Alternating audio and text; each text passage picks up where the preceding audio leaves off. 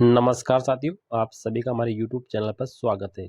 साथियों, रीट के प्रश्न पत्र है वो वेबसाइट पर अपलोड हो चुके हैं। साथियों, आज की वीडियो में भाषा फर्स्ट जो लेवल 1 का पेपर 27 फरवरी को हुआ था, उसकी आंसर की लाया हूँ। साथियों, हिंदी के लगभग 30 प्रश्नों की मैं सटीक उत्तर कुंजी आज की वीडियो में बताने वाला हूँ। साथियों, आप वीडियो में बने रहिए और अपने उत्तर कुंजी आसानी से मिलान कर सकते हैं। तो यहाँ पर साथियों एक गद्यांश था, इस गद्यांश के आधार पर कोई प्रश्न थे, तो इसमें हमारा पहला प्रश्न है। हम 31 नंबर सवाल से ले रहे हैं साथियों, ठीक है। और साइकोलॉजी के 30 प्रश्न मैंने बना दिए, आप चैनल पर जाके देख सकते हैं। पर्यावरण के बना दिए, वो भी आप जाके देख सकते हैं। संस्कृत के भी आप देख सकते हैं। तो हिंदी का पहला प्रश्न है, काफी समय पश्चात किसी ने पहिए का आविष्कार किया है, इस वाक्य में कौन सा काल है, ठीक है। तो इसका राइट आएगा, इसमें सामान्य भूतकाल है, ठीक है। दूसरा हमारा सवाल है, गद्यांश में पुल्लिंग पुल्लिंग रूप में कौन सा शब्द यहाँ पर नहीं है, ये पूछा नहीं है, तो इसमें आग है ना, ये नहीं है। सी ऑप्शन आपका बिल्कुल सही रहेगा। 33 नंबर सवाल है, निम्नलिखित में से सदैव बहुवचन में प्रयुक्त होने वाला विकल्प कौन सा है।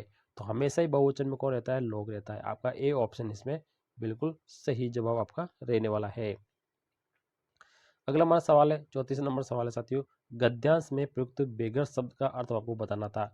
तो बेगर का अर्थ होता है जिसके पास कोई घर ना हो, जिसका कोई घर ना हो, ठीक है। तो बी ऑप्शन इसमें बिल्कुल सही जवाब आपका रहेगा। 35 नंबर हमारा सवाल है, वस्तुनिष्ठ प्रश्नों वस्तुनिष्ठ परीक्षा हेतु स्टेनल और रोस के अनुसार परीक्षा के निर्माण में कितने सोपानों का अनुसरण यहाँ पर किया जाता है। तो इसमें बिल्कुल सही जवाब रहेगा साथियों, आपके 4 सोपानों का अनुसरण किया जाता है। अगला सवाल है 36 नंबर, निम्नलिखित में से लोकोक्ति कौन सी है। तो आपका बी ऑप्शन रहेगा, अरहर की टट्टी गुजराती ताला। आपका बी ऑप्शन इसमें बिल्कुल सही जवाब आपका रहेगा। अगला हमारा सवाल है साथियों 37 नंबर, मौन वाचन के लिए उचित कथन कौन सा है। तो मौन वाचन के लिए जो उचित कथन होगा वो आपका बी ऑप्शन रहेगा, मौन वाचन स्थूल और सूक्ष्म दोनों प्रकार के अध्ययन में सहायक होता है। 38 नंबर सवाल है, निम्नलिखित में से संज्ञा पदबंध का उदाहरण कौन सा है। तो यहाँ पे भारत के जो प्रधानमंत्री है ये संज्ञा पदबंध के जैसा शब्द है, ए ऑप्शन इसमें बिल्कुल सही रहेगा। 39 नंबर हमारा सवाल है, उपचारात्मक शिक्षण के क्षेत्र में निम्नलिखित में से क्या सर्वाधिक उपयोगी है। तो इसका बिल्कुल राइट रहेगा साथियों, सबसे ज़्यादा जो उपयोगी है वैसे तो कंप्यूटर है साथियों, ठीक है। कंप्यूटर आपका बिल्कुल सही रहेगा, ठीक है। तो कुछ आपके यहाँ पे कुछ लोग यहाँ पे इसको बता रहे हैं, लेकिन कंप्यूटर वाला मुझे बिल्कुल ज़्यादा सही लग रहा है साथियों। और फाइनली आंसर किसी ज़्यादा पता चलेगा। अगला हमारा प्रश्न है 40 नंबर, भाषा शिक्षण के लिए उचित कथन कौन सा है। तो भाषा शिक्षण उचित कथन आपका सी रहेगा, भाषा शिक्षण में आगमन से निगमन वाले सूत्र को सबसे ज्यादा उपयोग यहाँ पर किया जाता है। 41 नंबर सवाल है, राजस्थानी की बोली कौन सी नहीं मानी जाती है। तो इसमें यहाँ पे सब मैथिली बोली यहाँ पे राजस्थानी नहीं, बाकी 3 बोलियां यहाँ पे राजस्थानी यहाँ पे मानी जाती है। 42 नंबर हमारा सवाल है, मांटेसरी प्रणाली में ज्ञानेंद्रियों के माध्यम से शिक्षा दी जाती है। 3 से लेकर 6 वर्ष के बच्चों को भी ऑप्शन बिल्कुल रहेगा। 43 नंबर सवाल है, बहुत चतुर होना अर्थ को आत्मसात करने वाला मुहावरा कौन सा है। तो ये साथी उड़ती चिड़िया के पंख गिनना। आपका सी ऑप्शन इसमें बिल्कुल सही जवाब रहेगा। अगला सवाल है हमारे साथियों, उपलब्धि परीक्षण की रूपरेखा से तुरंत क्या पता लग सकता है। तो देखो इसमें सभी का पता लग सकता है, तीनों का लग सकता है, इसमें उपयुक्त सभी आपका ऑप्शन बिल्कुल सही जवाब रहेगा।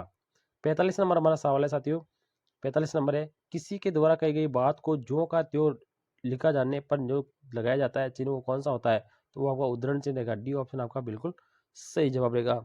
आगे साथियों एक परिभाषा है, इस परिभाषा का उत्तर बताना था कि भाषा शिक्षण का संबंध है केवल ज्ञान प्रदान करना है, सूचना प्रदान करना मात्र नहीं है, बल्कि भाषा सीखने वाले को इन चारों विविध कौशलों में दक्ष बनाना, जैसे सुनना, बोलना, पढ़ना, लिखना। तो उपयुक्त परिभाषा किसने दी है। तो इसका बिल्कुल जो सही सटीक जवाब रहेगा ये परिभाषा साथियों, और ये परिभाषा साथियों मैं आपको बताना चाह रहा हूँ बिल्कुल राइट रहेगा साथियों, एस के देश पांडे की। आपका सी ऑप्शन इसमें बिल्कुल सही जवाब रहेगा। अगला हमारा सवाल है साथियों, यहाँ पर 47 नंबर, राजा नगर में आए, उपयुक्त वाक्य कैसा है। तो यहाँ पे विधानवार्तक है, क्या है, विधानार्थक वाक्य, ठीक है। 48 नंबर सवाल है, निम्न में से राजस्थानी की एक बोली मानी जाती है। तो यहाँ पे डूडाड़ी। आपका डी ऑप्शन इसमें बिल्कुल सही जवाब आपका रहने वाला है।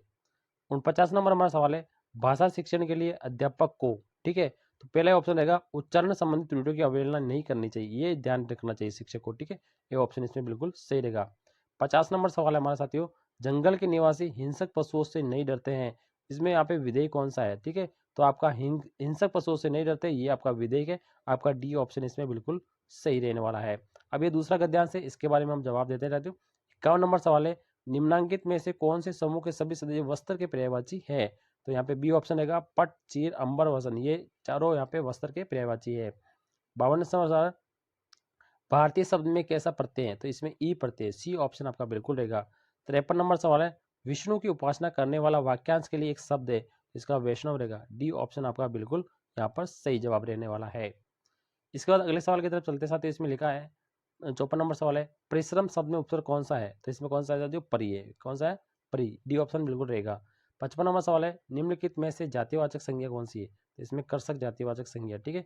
56 नंबर सवाल है, निम्नलिखित में से सन्यासी शब्द का विलोम कौन सा है? तो सन्यासी कौन ना ग्रस होता है। सी ऑप्शन आपका बिल्कुल यहाँ पर सही रहने वाला है। अब चलते हैं हम 57 नंबर सवाल की तरफ। तल्लीन शब्द का सही संधि विच्छेद कौन सा होगा? तो इसमें तत् प्लस लीन, आपका बी ऑप्शन बिल्कुल सही रहेगा। 58 नंबर सवाल है, गद्यांश में क्लांति का अर्थ बताना था। तो क्लांति का अर्थ क्या होता है? थकान होता है। सी ऑप्शन बिल्कुल सही रहेगा। 59 नंबर सवाल है, हमें याद रखना चाहिए कि पाठ्य पुस्तक पढ़ाना ही पाठ्य शिक्षण नहीं है, यद्यपि पाठ्य पुस्तक आधार का केंद्र है। तो ये परिभाषा उपयुक्त किसने दी है? ठीक है, तो यहाँ पे इस परिभाषा को हम वेरीफाई करते हैं। यहाँ पर साथियों ये जो परिभाषा है ये बिल्कुल सही है, हमें याद रखना चाहिए पाठ्य पुस्तक पढ़ाना है, पठन शिक्षण नहीं है, यद्यपि पाठ्य पुस्तक आधार का केंद्र है। तो इसके बिल्कुल राइट है, रायबर्न की, ए ऑप्शन बिल्कुल सही रहेगा। और आज का अंतिम 60वां सवाल है, हर्बर्ट उपागम के 4 पदों को पंचपदी प्रणाली के नाम में किसने दिया है? तो जिलर ने दिया है। किसने दिया? जिलर ने। तो ये हिंदी के लगभग 30% है, 30 में से 30 की मैं सटीक उत्तर क्यों नहीं बताया साथियों। और ये दोनों परिभाषाएं बिल्कुल आपके 100% सत्य साथियों, बिल्कुल ये राइट है। और 30 में 30 आप मिला सकते हैं साथियों। आपके कितने स्कोर बन रहे हैं मुझे कमेंट बॉक्स में जरूर बताइए। वीडियो में अच्छा लगे तो वीडियो को लाइक शेयर करें, चैनल सब्सक्राइब करें। थैंक यू, धन्यवाद।